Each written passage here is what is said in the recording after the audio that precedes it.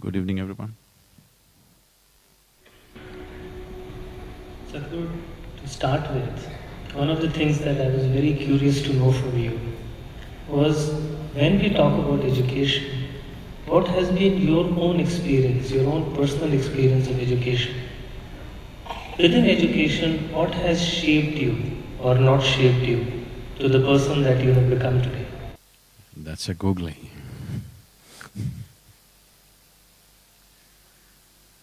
Uh, there are no children, so I think I can share.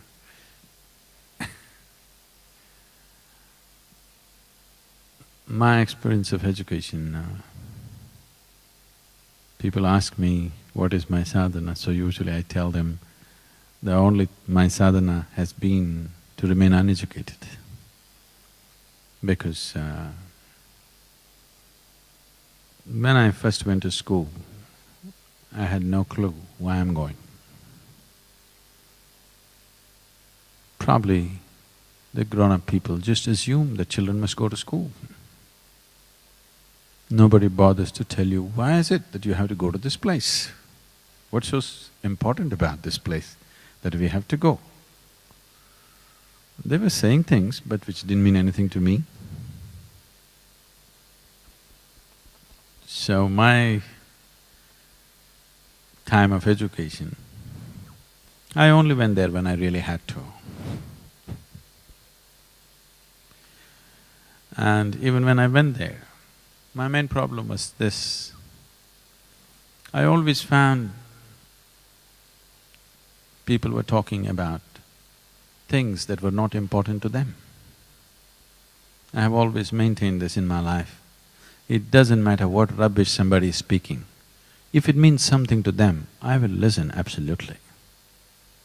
Whatever nonsense it may be, but it means something to that person, I'm willing to listen. If it does not mean anything to the person who is speaking, I don't understand why I should listen. And I always found in the school, teachers were talking about something that doesn't mean anything to them, so my ears were never there with them. So, the less said about my education, better. And when I was about 17, I decided I will educate myself because it didn't make sense to go to college. And it's not like today, these ideas of sabbatical, this, that, did not exist. You're racing to become a doctor. If you cannot, you become an engineer. There's only two things that are there. So when I passed at that time it was called PUC, the 12th standard, and I said, I'm not going to college. The horror that happened in the family is unbelievable. Then I thought, okay, the good thing would have been I should have failed. Because I passed and I say I'm not going to university, there was such shock and such… as if tragedy has struck the family. I couldn't believe what they was getting so upset about because anyway I was not learning anything. I was just going, coming and just getting passing marks and going on. So this 1 year I spent in the university… Mysore University has a great library. I spent my time 1 whole year. Every day when the library opened at 9 o'clock in the morning, I was there. They closed at 8 in the evening, they had to push me out.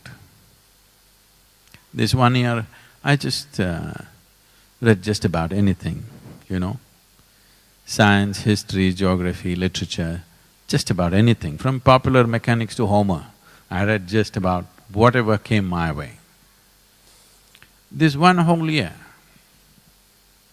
because suddenly I had become kind of a enemy in the family because I have not gone to college.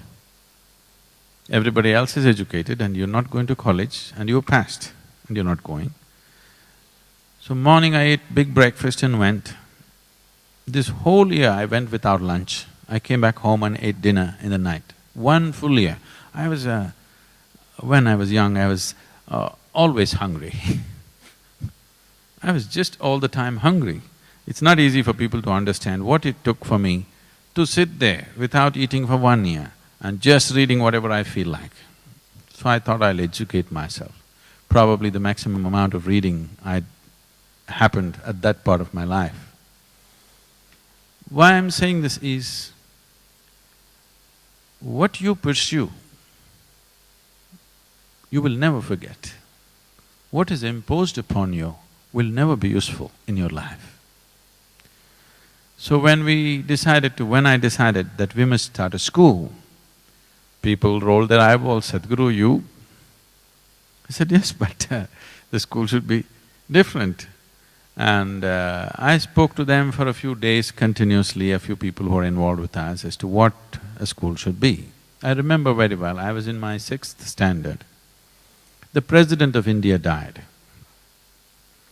And we went to school and they declared a holiday. That's a good thing, you know. If it happened when you're at home, it's different. But you went to school and then you found out there's no school today, and 2 days, no school. So we sat outside and we were discussing, and we just thought, if the Prime Minister goes, what'll happen? The Chief Minister goes, what'll happen? We literally killed the whole cabinet. How many days will we get this year? So why is school such a horrible place to go to? Something is wrong in the way we're delivering it, because education, I mean, for what purpose we're educating people also we need to look at it, that's a much more profound thing. But essentially, at the delivery end, at the last part of education system, it's a very human thing. If that human thing is missing, I don't see why any child will sit there and listen to somebody who blabbers something which doesn't mean anything to them. Because parents are psyching them, unless you go to school, you won't make a living, this will happen to you, that will happen to you, if you go to school, I'll send you to America, all this kind of rubbish, not to really educate themselves.